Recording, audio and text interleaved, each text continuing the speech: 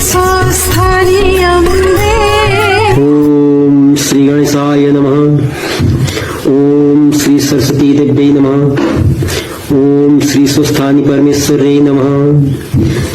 ओम पूर्णमदं पूर्णमिदं पूर्णात् पूर्णमुदच्यते पूर्णस्य पूर्णमादाय पूर्णमेवावशिष्यते। ब्रह्मा वरुणेन्द्र रुद्रमरुतस्तुन्वन्ति दिव्यस्तवै वेदैः साङ्गपदक्रमोपनिषदैर्गायन्ति यं सामगाः। ध्यानावस्थित तद्गतेन मनसा पश्यन्ति यं योगिनो यस्यान्तं न विदुः सुरासुरगणा देवाय तस्मै नमः। श्रीमच्चन्दन चर्चितोज्ज्वलवपु शुक्लाम्बरं मल्लिका मालालङ्कृत कुण्डला प्रविलसन्मुक्ता बलिशोभिता सर्वज्ञाननिदान पुस्तकधरा रुद्राक्षमालाधरा वाग्देवी वदनाम्बुजे वसतु मे त्रैलोक्यमाता चिरम्। मूकं करोति वाचालं पङ्गुलङ्घयते गिरिं यत्कृपातमहं वन्दे परमानन्दमाधवम्। नमो भगवते तस्मै व्यासाय मिततेजसै यस्य प्रसादात् वक्ष्यामि नारायणकथामिमाम्। नारायणं नमस्कृत्य नरं चैव नरोत्तमं देवीं सरस्वतीं व्यासं ततो जयमुदीरये। 20औं अध्याय। कुमारजी आज्ञा गर्नुहुन्छ, हे अगस्त्य मुनि, यति पातालका कुरा कहेँ, अब मृत्युमण्डलका कुरा कहन्छु। मृत्युमण्डलका दक्षिण भागमा ब्रह्मपुत्र नाउँ गरेको नगर छ। त्यहाँ ब्राह्मणहरू असङ्ख्य सम्पत्ति पाई वेद पुराण आदि नाना शास्त्र अभ्यास गरी आफआफ्नो कर्ममा रहेका थिए। त्यसै नगरमा शिव भट्ट नाउँ गरेका ब्राह्मण महागरीब थिए। गरिब भए पनि शिव भट्ट ब्राह्मणलाई लोभ मोह थिएन, आफ्नो कर्म छाड्दैनथे, मिथ्या कुरा बोल्दैनथे। तिनकी सती नाउँ गरेकी ब्राह्मणी थिइन्। स्त्री पुरुष दुवै बहुत मिलेका थिए। घरमा सम्पत्ति नहुँदा धेरै दुःख पाएर एक दिन शिव भट्ट ब्राह्मणले आफ्नो स्त्री सती ब्राह्मणी छेउ भने, हे स्त्री, हाम्रो घरमा सम्पत्ति छैन, सम्पत्ति नहुँदा सधैँ दुःख पाउँछौँ। अब सम्पत्ति वृद्धि गराउन यसको सेवा गरौँ भनी दुवै स्त्री पुरुषले 8 दिनको मङ्गलबारको बिहान पखमा कष्ट गरी श्रद्धापूर्वक पूजा गरी गणेशको सेवा गर्न लागे। यसो गर्दा 8-10 वर्ष बित्यो। तब सिद्धिविनायक प्रसन्न भई आफ्नो मूर्ति दर्शन दिए। हे शिव भट्ट ब्राह्मण, हे सती ब्राह्मणी, तिमीहरूले सेवा गरेको देखि म सन्तोष भएँ। जो इच्छा छ सो वरदान ल्याऊ भनी भनेर यति गणेशले आज्ञा गरेको सुनि शिव भट्ट ब्राह्मणले गणेशलाई साष्टाङ्ग प्रणाम गरी अञ्जली बाँधी, हे परमेश्वर, अरू थोक वरदान के मागौँ? पूर्व जन्ममा नकमाएको हुनाले यस जन्ममा सम्पत्ति नपाई दरिद्र भई दुःख पाएका छौँ। सम्पत्ति तुल्याउनका इच्छाले तपाईँको सेवा गर्यौँ, सम्पत्ति दिई हाम्रो सुख छुट्याए भनी बिन्ती गरे। यति शिव भट्टले भनेपछि सिद्धिविनायकले, हे शिव भट्ट ब्राह्मण, आजको 8 दिनमा मङ्गलबारको बिहान सदाझैँ यहाँ आही मेरो पूजा गर्नु। उसै बेला मेरो खेन्जी जो देखाउला त्यो तिम्रो घर लगी तसलामा राखी माथिबाट तसलाले छोपिदिनु। 4 दिन भएपछि माथिबाट छोपेको तसला झिकी हेर्नु, सुन होइरहला, तब सम्पत्ति पाए सुख हौला। तिमीलाई सम्पत्ति होस् वरदान दिए, तिमी घर जाऊ भने। यति गणेशले आज्ञा गरेको सुनि शिव भट्ट ब्राह्मण सती ब्राह्मणीले मनमा आनन्द गरी सिद्धिविनायकलाई प्रणाम गरेर फेरि श्री सिद्धि गणेश अन्तर्ध्यान भए। 8 दिन भयो र मङ्गलबार बिहान पख पूजाको सामग्री लिए शिव भट्ट ब्राह्मण सती ब्राह्मणी दुवै स्त्री पुरुष सिद्धिविनायकका स्थानमा गएर सिद्धिविनायकको अगाडि लड्डु देखे। सती ब्राह्मणी र शिव भट्ट ब्राह्मणले सदाको झैँ पूजा गरी त्यो लड्डु घरमा लगी तसलामा राखी माथिबाट तसला छोपिदिए। 4 दिन भयो र माथिबाट छोपेको तसला झिकी हेर्दा सुनको लड्डु भइरहेको देखि बहुत खुसी भई लियत्नसँग राख्दा भए। त्यसै दिनदेखि शिव भट्ट ब्राह्मण असङ्ख्य सम्पत्ति पाई सुख भए। 10 घर डुली भिक्षा मागी खाने शिव भट्ट ब्राह्मणले सम्पत्ति पाएपछि एक दिन आफ्नी स्त्री ब्राह्मणी छेउ भने, हे सती, पूर्व जन्ममा दान नगरेकोले यस जन्ममा दरिद्र भई दुःख पायौँ। सिद्धिविनायकको कृपाले सम्पत्ति भयो। यस जन्ममा दान नगरे अर्को जन्ममा पनि दरिद्र हौला, तसर्थ दान धर्म गरौँ भनी दुवै स्त्री पुरुषले नित्य गङ्गामा गई स्नान गरी हरिरहेको पूजा गरी सर्वणादि नाना द्रव्य दान गरी गराउँथे। दान धर्म गर्नाले शिवभट्ट ब्राह्मणको सम्पत्ति झन बढ्दै गयो। त्योदेखि शिवभट्ट ब्राह्मणले आफ्नो स्त्री सती ब्राह्मणीलाई भन्न थाले, हे स्त्री, हाम्रो सन्तान छैनन्, वृद्धावस्था भयो, सम्पत्ति मात्र भई के गर्नु, के रक्षा गरिदेला। सन्तान तुल्याउनका निमित्त फेरि श्री गणेशको सेवा गरौँ। यति शिवभट्टकी ब्राह्मणीले पतिको वचन सुनि हस भनिन्। अघि झैँ 8 दिनमा मङ्गलबारको बिहान दुवै स्त्री पुरुषले सिद्धि गणेश सेवा गर्न लागे। तिनीले सेवा गरेको देखि सिद्धि गणेश सन्तोष भई, हे शिवभट्ट ब्राह्मण, तिमीले सेवा गरेको देखि म सन्तोष भएँ, वरदान ल्याऊ भनी आज्ञा गरे। यति गणेशको आज्ञा सुनि शिवभट्ट ब्राह्मण सती ब्राह्मणीले अञ्जली बाँधी बिन्ती गरे, हे सिद्धि गणेश, तपाईको कृपाले सम्पत्ति पायौँ, तर सन्तान छैनन्, त्यो सम्पत्ति के रक्षा गरिदेला, सन्तान देऊ भनी बिन्ती गरे। यति शिवभट्ट ब्राह्मणको वचन सुनि सिद्धि गणेश जी आज्ञा गर्छन्, हे शिवभट्ट ब्राह्मण, आजका 7 मङ्गलबार यस्तै गरी आऊ, पूजा गर्नु र त्यसै बेलामा एक गाई आई तिम्रो मुख हेरिरहनेछन्। तिमीले पनि गाईको मुख हेरी पूजा गर्नु। उहाँ पछि गाईले गोब्याउनिन्।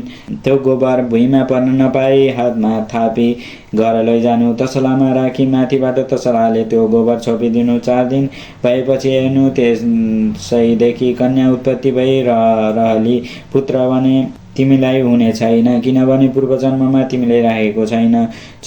यदि गणेशले आज्ञा गरेपछि शिवभट्ट ब्राह्मण सती ब्राह्मणीले हस भनी खुसी भई साष्टाङ्ग प्रणाम गरी घर फर्के। गणेश पनि अन्तर्ध्यान भए। उसका 8 दिनपछि मङ्गलबारको बिहान सबै पूजा सामग्री लिए शिवभट्ट ब्राह्मणकी स्त्री पुरुष दुवै सिद्धिविनायकको स्थानमा गए र सिद्धिविनायकको पूजा गर्न लाग्दा गाई आई हेरिरहन्। त्यो देखि गणेशको पूजा गरिसके गाईको मुख हेरी पूजा गरी प्रणाम गरे। तब गाईले गोब्याइन्। शिवभक्त ब्राह्मणले त्यो गोबर भुइँमा नपर्न नपाई हातमा थापी लिएर सिद्धिविनायकलाई परिक्रमा गरी दुवै स्त्री पुरुष घर गए। त्यो गोबर तसलामा राखी तसलाले छोपिदिए। गाई पनि अन्तर्ध्यान भइन्। 4 दिन भयो र माथिबाट छोपेको तसला झिके हेर्दा त्यस गोबरदेखि कन्या उत्पत्ति भइसकेको देखे। कस्ती कन्या भने मध्यम कालको श्री सूर्यको जस्तो तेज भएकी, पूर्णमासका चन्द्रमामा जस्तो मुख भएकी, बासुकी नाग जस्तो हात भएकी, बाघको जस्तो कम्मर भएकी, हात्तीको सुँड जस्तै उरु भएकी, पद्मपत्र जस्तो नेत्र भएकी, गरुडका प्वाँख जस्तो केश भएकी, सावित्रीको जस्तो पैताला भएकी, ऐसी परम सुन्दरी कन्यालाई देखि शिवभट्ट ब्राह्मण सती ब्राह्मणी खुसी भई तसलाबाट झिकी निदान गरी पाले। त्यस बालकलाई दुध भएन र फेरि मङ्गलबारका बिहान सिद्धिविनायकको स्थानमा गए, पूजा गरे। गणेश प्रसन्न भई, हे शिवभट्ट ब्राह्मण सती ब्राह्मणी, के भन्न इच्छा छ भनी आज्ञा गरे। शिवभट्ट ब्राह्मण भन्छन्, हे विनायक, तपाईको कृपाले सन्तान भयो, त्यस बालकलाई खुवाउने दुध भएन, यही बिन्ती गर्न आए। यति शिवभट्टको कुरा सुनि त्यस बालकलाई दुध दिए। जाऊ भनी गणेशलाई आज्ञा गरी अन्तर्ध्यान भए। तब शिवभट्ट ब्राह्मणकी सती ब्राह्मणीले आफ्नो स्तन मिचे हेर्दा दुध आयो र त्यस बालकलाई दुध खान दिएर बढाइन्। जस्तै सीता उत्पत्ति हुँदा जनक राजालाई आनन्द भएथ्यो, त्यस्तै त्यहाँ बालक उत्पन्न हुँदा शिवभट्ट ब्राह्मण र सती ब्राह्मणीलाई आनन्द भयो। मर्यादाले ब्राह्मणहरू डाकी आफ्नो विधिसित न्वारण गराए। ब्राह्मणहरूले, हे शिवभट्ट ब्राह्मण, गाईको गोबरदेखि उत्पत्ति भएकी उनीहरूले यस बालिकाको नाम गोमा भन्ने भनी गोमा नाम राखी भाग्यमानी हुनेछ, सम्पूर्ण लोकले मान्नेछन् भने। यति ब्राह्मणले भनेपछि शिवभट्ट ब्राह्मणले श्रद्धापूर्वक दक्षिणा दिए, भोजन गराए। ब्राह्मणहरू आफ्नो आश्रममा गए।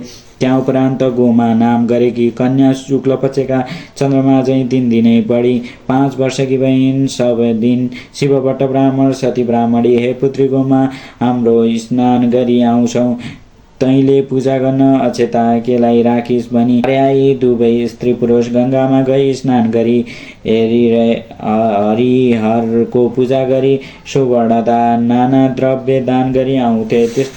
यस्तै दान गर्दा गर्दा अमरावती कमायमान भयो। तब एक दिन इन्द्र डराए 33 कोटी देवता समेत भई कैलाश पर्वतमा गई श्री महादेव चाहिँ बिन्ती गरे, हे जगदीश्वर, मृत्युमण्डलको दक्षिण भागमा ब्रह्मापुर नाउँ गरेको नगर छ। त्यहाँ शिवभट्ट नाउँ गरेका ब्राह्मण छन्। तिनकी सती नाउँ गरेकी ब्राह्मणी छिन्। ती दुवै स्त्री पुरुषले तपाईँको पुत्र गणेशको सेवा गरेर गणेश सन्तोष भई असंख्य सम्पत्ति दिए।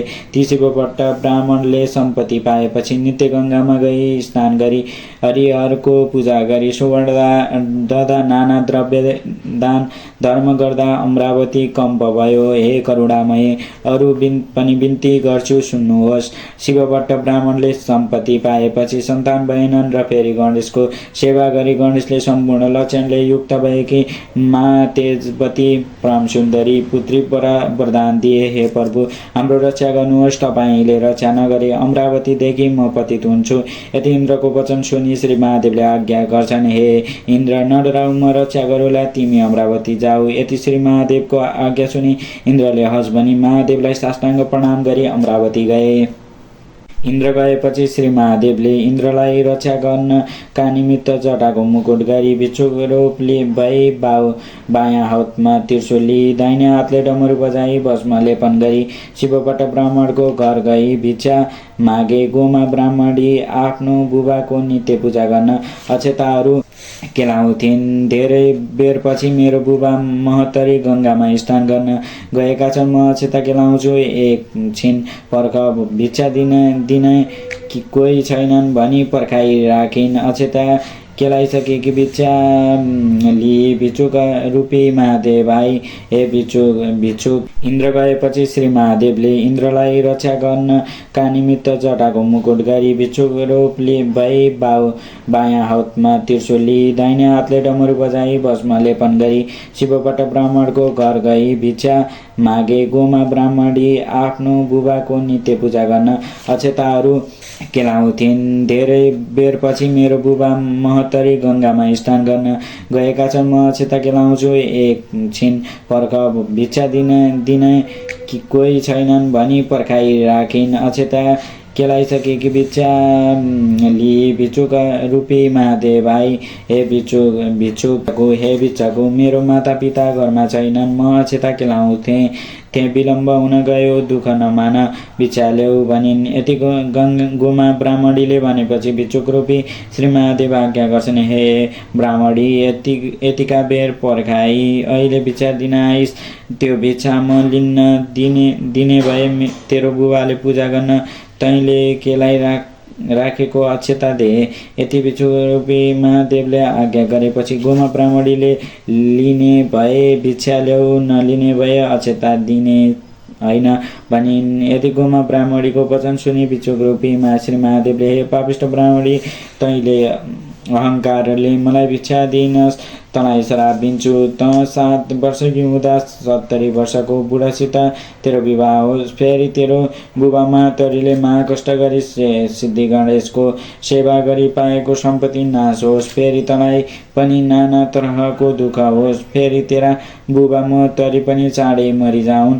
यति 4 थोक तँलाई श्राप दिए भनी भिक्षुक रूपी शिवले त्यो भिक्षा नलिई बाहिर आए। उहाँदेखि अन्तर्ध्यान भई कैलाश पर्वतमा जाँदा भए। इति श्री स्कन्द पुराणे केदारखण्डे महात्म्ये कुमारागस्त्ये संवादे श्री सुस्तानी परमेश्वरायां व्रतकथायां गोमा उत्पत्त्यां गोमा श्रापे नाम 20 अध्याय। फुलेर हात जोड्नु।